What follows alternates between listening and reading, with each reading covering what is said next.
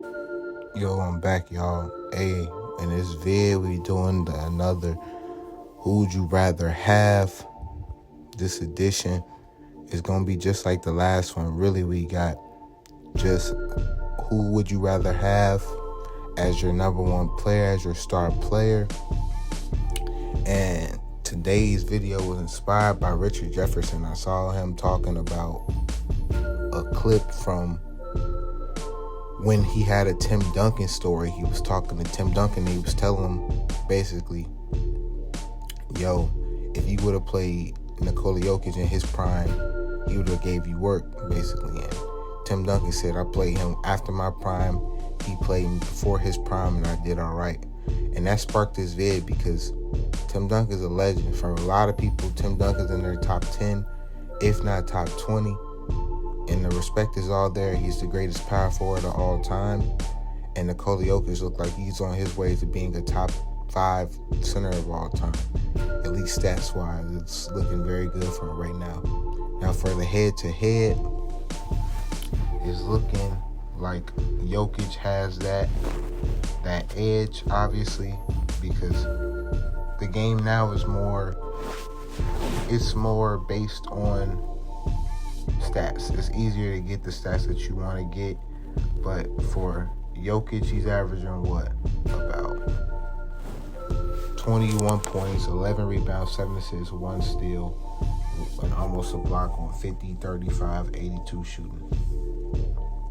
For Tim, he's averaging 19 points, 11 rebounds, 3 assists, almost a steal, and 2.2 blocks in 1,300 games. That's great. Basically 1,400 games. That's absolutely insane. Now for Nikola Jokic, for the kids today, we got to see, or we're seeing what Nikola's been doing. He's already a 2-time MVP.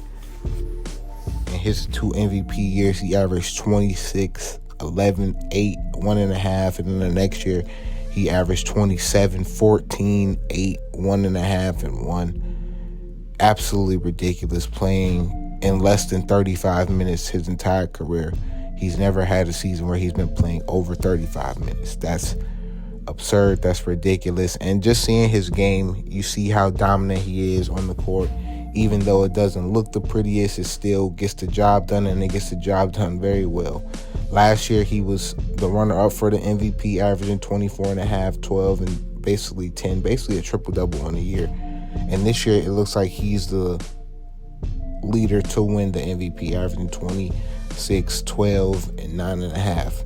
And his offensive game, in terms of his scoring, won, but really his entire offense with his playmaking, directing the floor, his smartness on the court, it's incredible. It looks like some of the stuff that you see from Bron, being able to direct players from this side of the court to the other side of the court.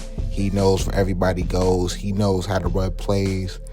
He knows how to play off ball. He knows how to shoot the ball for pick and pop. He could be a pick and roll guy. He could be the roller or the pick guy.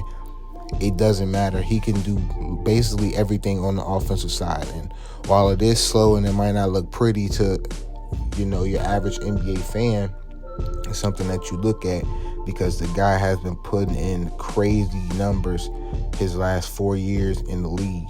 And it's something that you can't just look back on and say, it's decent. But no, at this point in his career, he is a solidified top 5, top 3 player in the NBA, and there's no debate about it.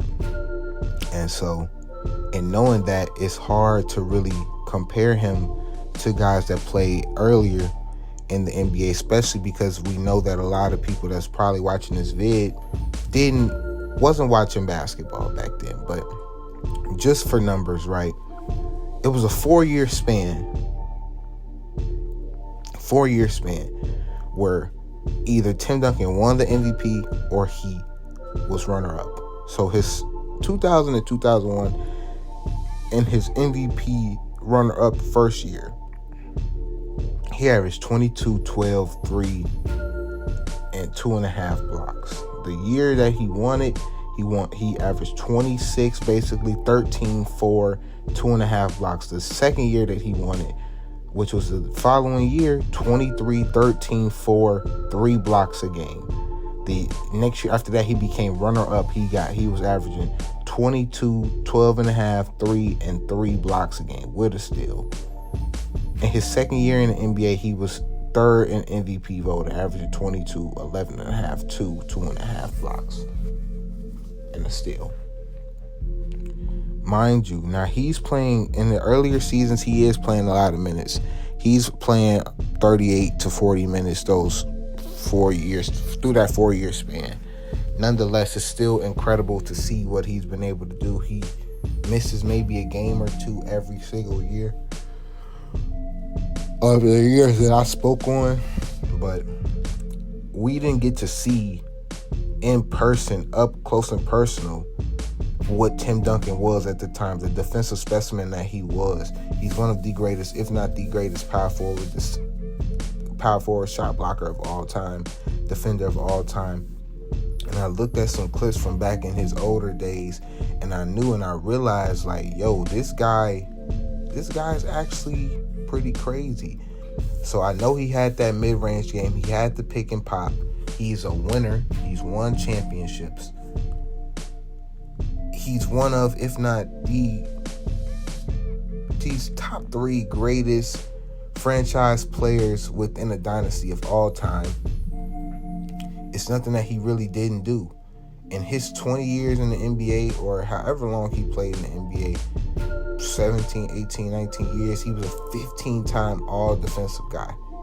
That's crazy. 15-time all-defensive, 15-time all-NBA guy, 10-time first-team all-NBA. It's the numbers are there. 15-time all-star. Every year he was an all-star, he was also all-defense. It's crazy. Jokic has never been an all-defensive guy, but that's also not his game, and I understand that. But for the sake of the conversation, I'm going to go with, if I had to pick one to be my guy, I'm going to probably go with Tim Duncan. Tim Duncan, defensively, he was just too much to handle, and I feel that in today's NBA, he could do a lot more with his stats if he was able to play here, because the spacing is wide open more. He's able to do whatever he wants on that low block. It's nobody that plays the 4 besides maybe Giannis that could be comparable to him. I don't think Anthony Davis will have too much of a fun time guarding Tim Duncan. Nobody did in their primes when Tim Duncan was playing. You had great bigs, Chris Webber, Kevin Garnett, even Kevin Love when he was in his prime, and Tim Duncan was lesser. It still was an issue for them, and it's a lot more power forwards that I did name. Sean Kemp, you got so many guys, and nobody was ever able to really do anything with Tim Duncan. So I'm going with Tim. No disrespect to Jokic, but defensively, I would need to see a little bit more out of him. I know he is averaging more steals than Tim Duncan, but just that defensive presence down low. Not to say that Jokic is even a slouch on defense, but Tim Duncan is just a different type of guy defensively, and it's known, and I believe everybody already knows that. So as far as which one I'm going with Tim Duncan. I want y'all to let me know who y'all are picking. Y'all pick Jokic, let me know why. If y'all pick Tim Duncan, let me know why down in the comments. But thank y'all for playing my small little game. I'm out, bro. That's just from my eyes to yours, and I'll see y'all in the next video.